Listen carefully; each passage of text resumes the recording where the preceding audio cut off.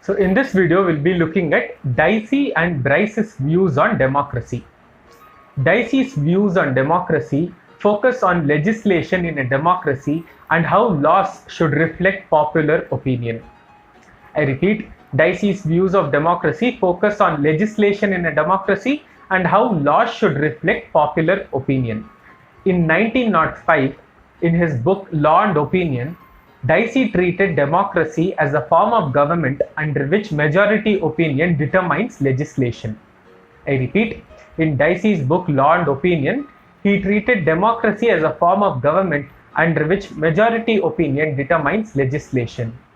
Dicey tried to demonstrate that legislation is a function of prevailing public opinion. I repeat, Dicey tried to demonstrate that legislation is a function of prevailing public opinion. Dicey believed that such laws framed by legislation should also enjoy the approval of the people. It would be unwise to enforce laws not approved by people in a democracy. So any legislation that takes place in a democracy, the people should approve of it, or at least a majority should approve of it. Dicey also pointed out that particular laws are a product of particular historical setting. Public opinion under democracy is not a uniform phenomenon. I repeat, Dicey says that particular laws are a product of particular historical setting. For example, reservation in India for scheduled castes and scheduled tribes. It is a product, that is, this particular law is a product of our particular historical setting. So, public opinion under democracy is not a uniform phenomenon, and particular laws are a product of particular historical setting. Hence, democracy has not produced uniform laws across the world. This is Dicey's view on democracy. We will next look at Bryce's view on democracy. Bryce's two works, The American Commonwealth, which was published in 1893, and Modern Democracies, which was published in 1921, are famous for his views on democracy.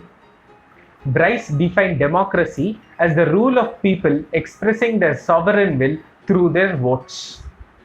I repeat, Bryce defined democracy as the rule of the people expressing their sovereign will through the votes.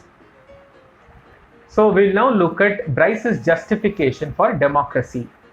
Bryce said that the test of the government was how well the government served the interests of the people.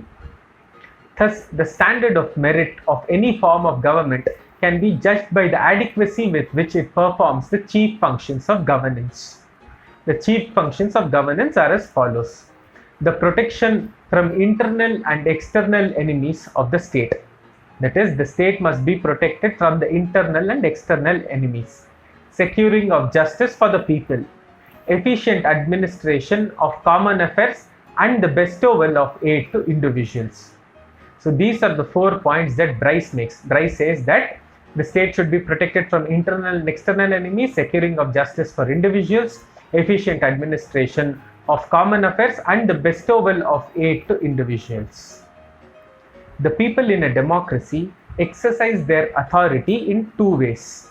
The first one, people determine the ends towards which their government shall aim, and the second one, people watch over those into whose hands they have placed actual power of administration. I repeat, people determine the ends towards which the government shall aim. That is, the people shall provide a vision to the government. The second one is, the people will watch over those they have placed in the power of administration. That is, the people will watch over the politicians or their representatives, and they will demand accountability from them. Bryce does not see democracy as a panacea to all the ills of the state. He prefers it to other forms of government because it brings about a considerable improvement in governance. I repeat, Bryce prefers democracy to other forms of government because it brings about a considerable improvement in governance. Bryce does not see democracy as a panacea to all the ills of the state. Democracy has not led to world brotherhood, nor has it dignified and purified politics, but it has provided better governance. This is Dicey's reason for choosing democracy over other systems of governance. That democracy has not led to world brotherhood, but it has provided better governance. Bryce has also focused on the defects of democracy, and he gives 6 outstanding evils of existing systems of democracy. The first one, the power of money to pervert decisions from being made, executive or legislative decisions. So Bryce says that money can prevent decisions from being made in a democracy.